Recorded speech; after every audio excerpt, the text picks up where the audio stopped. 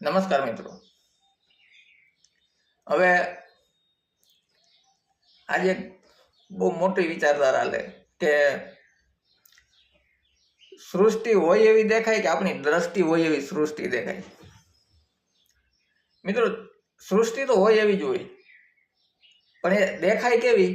જેવી આપણી દ્રષ્ટિ હોય ને એવી. સામાન્ય રીતે એક જંગલમાં વાણીઓ હોય, બ્રાહ્મણ હોય, ક્ષત્રિય હોય અને સંત હોય. આ ત્રણેય લોકો એક જંગલમાંથી જતા હોય તો વાણિયાને શું થાય?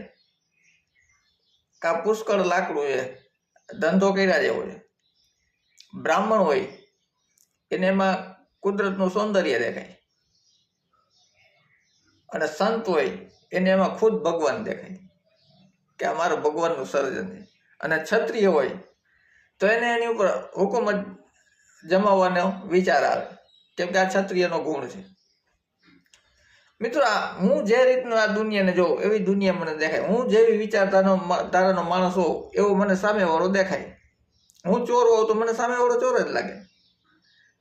આ એક પૌરાણિક કથા છે, સાચી છે ખોટી મને જ ખબર, પણ સામાજિક સમાજની અંદર વહેતી રહેલી કથા છે. એક વખત દુર્યોધનને મોકલો કે જા તું સારો માણસ ગોતતો, એટલે એને કોઈ સારો માણસ જ ન મળ્યો. અને પછી ધર્મરાજને મોકલા કે તું એક ખરાબ માણસ ગોતતો, તો ધર્મરાજને કોઈ ખરાબ માણસ ન મળ્યો, કેમ કે મારી જેવી દ્રષ્ટિ હોય એવો મને સામેવાળો દેખાવાનો છે. સામાન્ય રીતે કોઈ, અથવા તો મેળામાં કોઈ એક પિતા પુત્ર કહેવાય, પુત્ર નાનો હોય એ રખડતા જતા હોય, તો પિતાનું ધ્યાન જે જગ્યાએ હોય ને ત્યાં પુત્રનું ન હોય. એક જ હરખું હોય ને બધે. પિતાનું ધ્યાન ક્યાંક જુદે હોય અને પુત્રનું ધ્યાન ક્યાંક રમકડાના સ્ટોલમાં હોય. મારી જેવી દ્રષ્ટિ હોય એવી મને સામેની વસ્તુઓ દેખાય, એવો ભાવ થાય. અત્યારે દુનિયા ડુપ્લિકેટમાં વહી ગઈ છે. તમારા ગળાની અંદર કદાચ એક ચેન હોય ને સામાન્ય, એટલે ઓછામાં ઓછું અત્યારની માર્કેટ પ્રમાણે 70-80 હજારનો થાય. પછી ચેન તમારા ડોકમાં લગભગ કોઈને નહીં થાય. કે કોઈ લગ્ન પ્રસંગમાં ગયા હોય તમે, અને જો 500 રૂપિયાનું નેકલેસ ડાયમંડનું ડુપ્લિકેટ પહેર્યો હોય ને, તો એ બધાના આકર્ષણનું કેન્દ્ર બની જાય, કેમ કે દ્રષ્ટિ બદલાઈ ગઈ. દ્રષ્ટિ જ ખોટી થઈ ગઈ ને અત્યારે. જોવાની, માણસને જોવાની દ્રષ્ટિ અને વિચારવાની દ્રષ્ટિ, આ બે વસ્તુ ખોટી થઈ ગઈ. ટેબલ પર આપણે ફૂલ રાખીએ, એ પણ ડુપ્લિકેટ રાખીએ. પહેલાના યુગની અંદર લગ્ન પ્રસંગની અંદર સ્ત્રી ઉપર કેટલા દાગીના છે એના ઉપર એના પરિવારનું આંકલન થતું. અત્યારે તમારા હાથમાં મોબાઈલ કેટલાનો છે એના ઉપર આંકલન થાય. એપલનો છે, સારો હશે, સારા ઘરનો છોકરો હશે. મિત્રો, આ છે. પણ એક ભૂલી ગયા આપણે કે ઓલ્ડ ઇઝ ગોલ્ડ.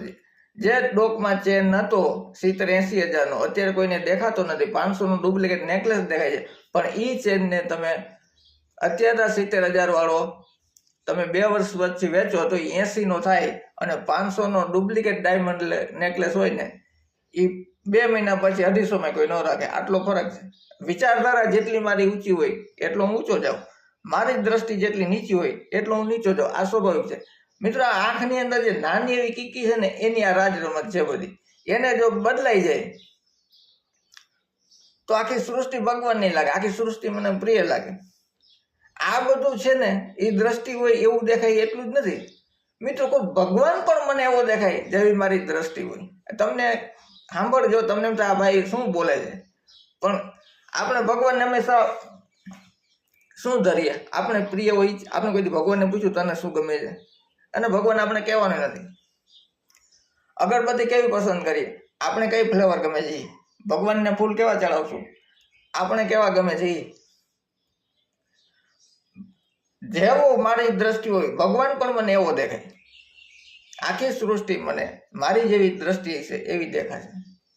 મિત્રો, આખી સૃષ્ટિને સારી જોવા માટે એક આંખની કીકીની અંદર બદલ કરીએ તો આખી સૃષ્ટિ સારી દેખાય, ને આખી સૃષ્ટિ ખરાબ દેખાય. તો એક જ વસ્તુ છે, મારી જેવી દ્રષ્ટિ છે એવી સૃષ્ટિ મને દેખાય. બાકી સૃષ્ટિ તો જેવી છે એવી જ છે, એમાં કોઈ ફરક નહીં પડે. તમારી દ્રષ્ટિ પર આધાર રાખે છે તમને સૃષ્ટિ સારી લાગે છે કે ખરાબ. તો આપણે અહીંયા પૂરું કરીએ. ફરી મળીશું નવા વિડીયો સાથે. ધન્યવાદ.